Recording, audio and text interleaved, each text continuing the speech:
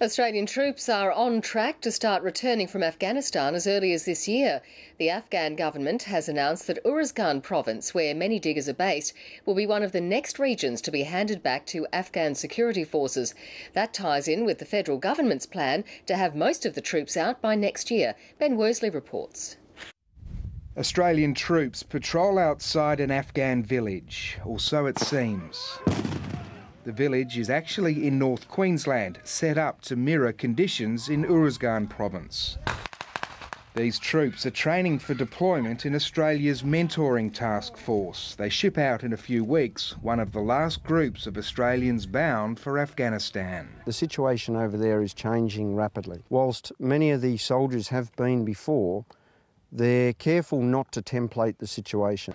Things are indeed changing. Overnight, the President, Hamid Karzai, announced the next step in the transition to Afghan-led security. 3 more provinces will begin transition within months, bringing 3/4 of the population under local control, including Uruzgan, where most of Australia's 1,500 troops work. It can take 12 to 18 months, and it is at the end of transition in our province, Uruzgan Province, that we would see the bulk of Australian forces come home. And that's consistent with the government's commitment of withdrawal by 2014 or before. The opposition's support is conditional. We want them to leave that country with a win under their belt.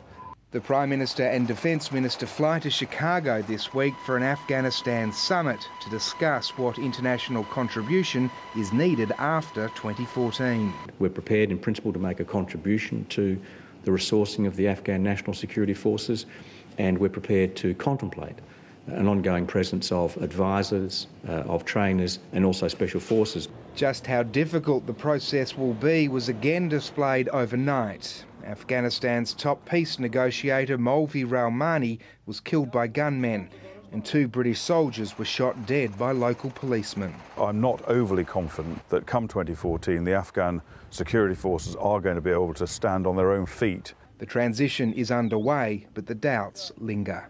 Ben Worsley, ABC News.